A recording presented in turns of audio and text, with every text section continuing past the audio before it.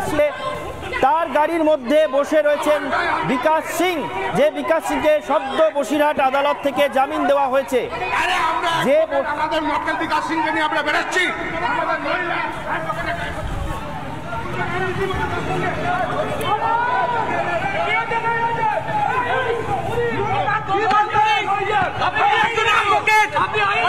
আমি আইনজীবী, এই কথা আমাকে অ্যারেস্ট করছে, আমাকে অ্যারেস্ট করছে, আমাকে অ্যারেস্ট করছে, আমি অ্যাডভোকেট। এই মুহূর্তে পুলিশের তরফ থেকে বিজেপি কর্মী করব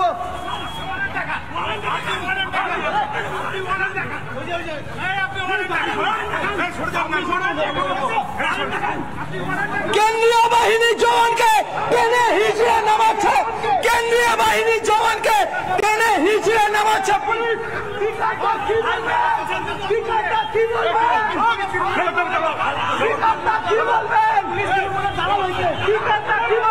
এই মুহূর্তে পুলিশ রীতিমতো তাকে ছিনিয়ে নিয়ে যাচ্ছে, রীতিমতো ছিনিয়ে নিয়ে যাচ্ছে। বিকাশ সিংকে পুলিশের গাড়িতে তোলা হলো, বিকাশ সিংকে পুলিশের গাড়িতে তোলা হলো এই মুহূর্তে। কি বলবেন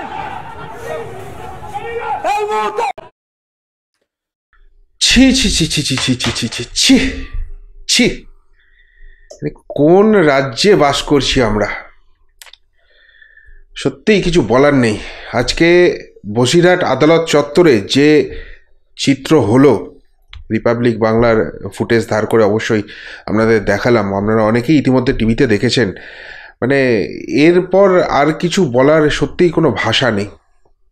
কি পুলিশি সন্ত্রাস, গুন্ডারাজ, জঙ্গলরাজ, অন্ধকার, বর্বরতার শেষ, মধ্যযুগীয় বর্বরতা, কি বলে একে ব্যাখ্যা করব? কিছু বলার নেই।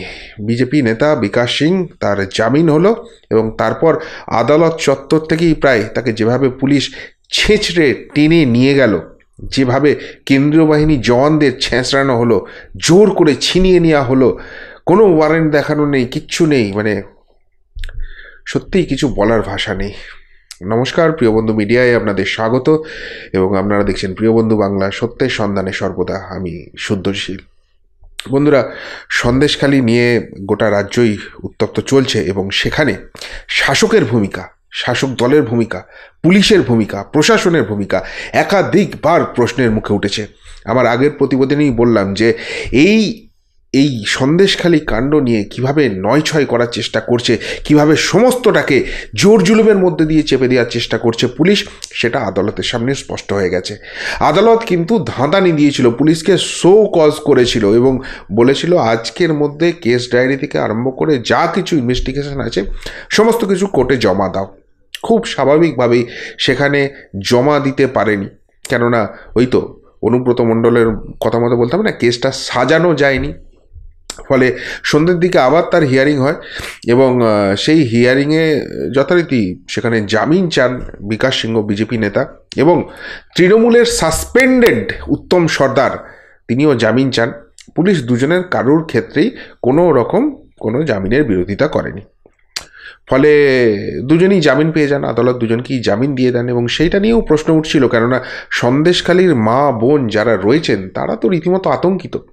তারা তো বারবার একটা কথাই বলছেন যে যদি এই উত্তম সর্দার, শিবু হাজরা, শেখ শাহজাহানরা ছাড়া পায়, তারা যদি বাইরে বেরিয়ে আসে আর বাঁচতে পারবো না, প্রাণে বাঁচতে পারবো না, এতটাই আতঙ্কিত তারা।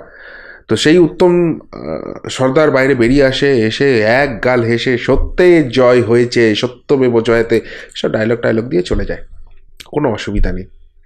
এরপর বিকাশ সিং বাইরে আসেন, কেননা জামিন পাওয়ার পর কিছু ফর্মালিটিস আছে আপনারা জানেন, সেগুলো সব ফুলফিল করে বাইরে আসেন এবং বাইরে আসার পর তিনি সংবাদ মাধ্যমের সামনে দেখা করে যেটা বলেন যে দেখুন, আমি তো কোনো দোষ করিনি, আমাকে তো ফাঁসানো হচ্ছিল, সেটাই আদালতে প্রমাণ হলো, পুলিশ জামিন দিল না। তবে আমি নিজের বাড়ি ফিরতে কিন্তু ভয় পাচ্ছি, কেননা সেখানে আবার আক্রমণ হতে পারে। আমি বাড়িতে থাকবো না, আমি আমার পরিবারের সঙ্গে কথা বলছি এবং অন্য কোথাও একটা থাকার ব্যবস্থা করছি। তো তখন এক বিজেপি নেতা সেখানে ছিলেন, তিনি কেন্দ্রীয় বাহিনীর জওয়ান তার সঙ্গে ছিল, নিশ্চয়ই তিনি কোনো সিকিউরিটি পান কোনো গ্রেড থেকে। তো তার গাড়িতে উঠে বসেন এই বিকাশ সিংহ, বিকাশবাবু উঠে বসেন সেখানে যে মুহূর্তে উঠে বসেন সেই মুহূর্তে সেখানে কিছু সিভিল ড্রেসে পুলিশ ছিল, তারা গিয়ে সেই গাড়িটাকে আটকে দেয় এবং বলে বিকাশ সিং আবার গ্রেপ্তার হয়েছে।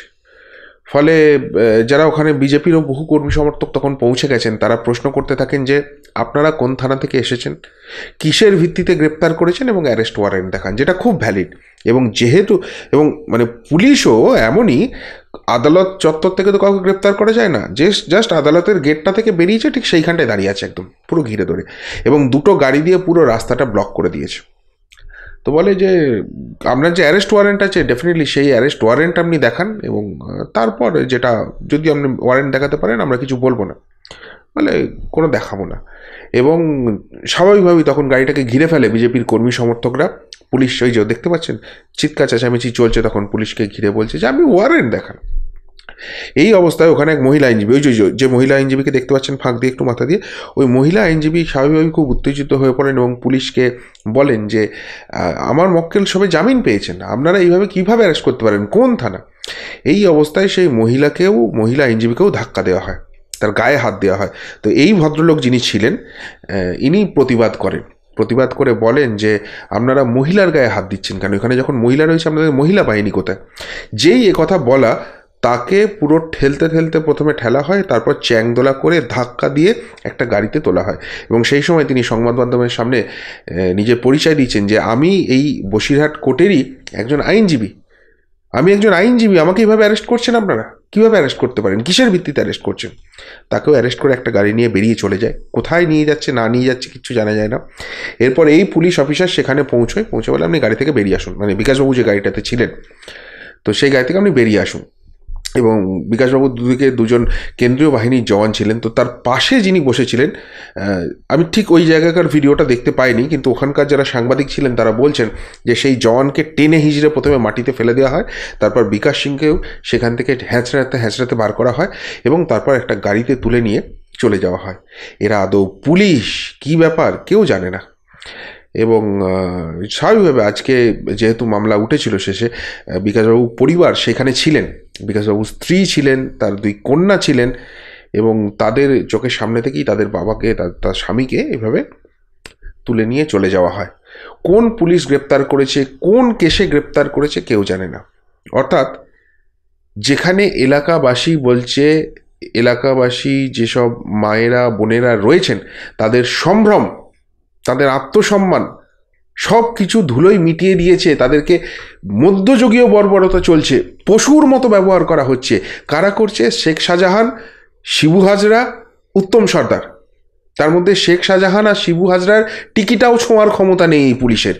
উত্তম সর্দার, তাকে তৃণমূল বুঝলো যে একটা আইওয়াশ করতে হবে, একটা বলির পাঁঠা তৈরি করতে হবে, নাহলে যে জনরোষ হয়ে গেছে, যে রাগ হয়ে গেছে চাপা দেওয়া যাবে না। তাকে সাসপেন্ড করা হলো, তারপরই পুলিশ তাকে গ্রেপ্তার করলো। এবং সেইটাকে ব্যালেন্স করার জন্য একজন বিজেপি নেতা বিকাশ সিংহ, একজন সিপিএম নেতা নিরাপদ সর্দার, তাদেরকে গ্রেপ্তার করা হলো। এবং তারপর 2 দিন ধরে কেসটাকে সাজানো গেল না, তাদেরকে জামিন দিতে হলো, এবং সেই জামিন দেওয়ার পর উত্তম সর্দারকেও ছেড়ে দিতে হলো, আর বিকাশ সিংকে তুলে নিয়ে যাওয়া হলো। এখানে পুলিশ কিছুক্ষণ আগে পুলিশের একজন উচ্চপদস্থ আধিকারিক সাংবাদিক বৈঠক করছিলেন এবং সেখানে বক্তব্য রাখছিলেন যে আপনারা সংবাদ মাধ্যমে দেখাচ্ছেন ঠিক আছে, কিন্তু আমরা কোনো রেপের, কোনো ধর্ষণের কোনো অভিযোগ পাইনি, একটা লোককেও খুঁজে পাইনি যারা এই নিয়ে কোনো কথা বলছেন। সুতরাং এই কারোর যদি কিছু প্রবলেম থাকে আপনারা লিখিতভাবে দিন। আর স্থানীয় অধিবাসী বলছে এর আগে যখন এই শেখ শাহজাহান, শিবু হাজরা, উত্তম সর্দার এবং আরও যারা সাঙ্গ পাঙ্গ উপাঙ্গ, চেলা চামুন্ডা, চামচা, বেলচা, খোলচা সব আছে, তারা যখন অত্যাচার করেছে, যখন পুলিশের কাছে পৌঁছেছে, পুলিশ কি বলেছে? পুলিশ বলছে জানোই শিবু হাজরার সঙ্গে গিয়ে ব্যাপারটা মিটিয়ে নিন, শেখ শাহজাহানের সঙ্গে ব্যাপারটা মিটিয়ে নিন, উত্তম সর্দারের সঙ্গে ব্যাপারটা মিলিয়ে দিন। আবার এক ভদ্রমহিলা আজকে এসেছিলেন, তিনি বলছিলেন, সেই দিদি বলছিলেন যে পুলিশ আবার এসে নাকি সাজেশন দেয়, জলে থেকে কুমিরের সঙ্গে বিবাদ করে লাভ আছে, কেন এসব অভিযোগ করছো, তুলে নাও। আবার যখন 144 ধারা জারি করা হয়েছে, ইন্টারনেট বন্ধ করে দেওয়া হয়েছে, বাইরের সঙ্গে সমস্ত কমিউনিকেশন বন্ধ, এবং সন্দেশখালীর ওই এলাকাতে ফেরি ছাড়া কোনো রকম কোনো যাতায়াতের ব্যাপার নেই, সাঁতরে নদী পেরোতে হবে যদি আপনাকে সেখান থেকে পালাতে হয়, বেরোবার সেখানকার কোনো উপায় নেই। সেখানে রাত্রে এসে দরজায় লাথি মারছে পুলিশ, বলছে দরজা খোল, আমরা পুলিশ, দরজা না খুললে দরজা ভেঙে দেবো। আর তারপর পুলিশ এইভাবে টেনে হিচড়ে নিয়ে যাচ্ছে, কোনো ওয়ারেন্ট দেখাচ্ছে না, কোন থানা বলছে না। এবং পুলিশ তারপর এক্সপেক্ট করছে পুলিশ সেখানে, পুলিশের কাছে সাধারণ মানুষ যাবে, গিয়ে বলবে। এটাকে তো বহুবার গেছে। মানে নির্লজ্জতার কোন চরম সীমা পৌঁছে গেলে পশ্চিমবঙ্গ হয়, সন্দেশখালি হয়, পুলিশ দেখিয়ে দিচ্ছে, প্রশাসন দেখিয়ে দিচ্ছে, এই রাজ্যের শাসক দল দেখিয়ে দিচ্ছে। আর তারপর এই রাজ্যের শাসক দলের সব মুখপাত্র যারা আছে, যারা সব বড় বড় নেতা আছে, তারা আবার এটাকে শাক দিয়ে মাছ ঢাকার চেষ্টা করছে, গলাবাজি করে কথা বলছে। আবার এইসব নিয়ে খবর করছি বলে বহু লোক তো ফোন করে ধমকাচ্ছে, খুব বেড়েছো না, খুব বেড়েছো, ঠিক এই টোনে কথা হচ্ছে।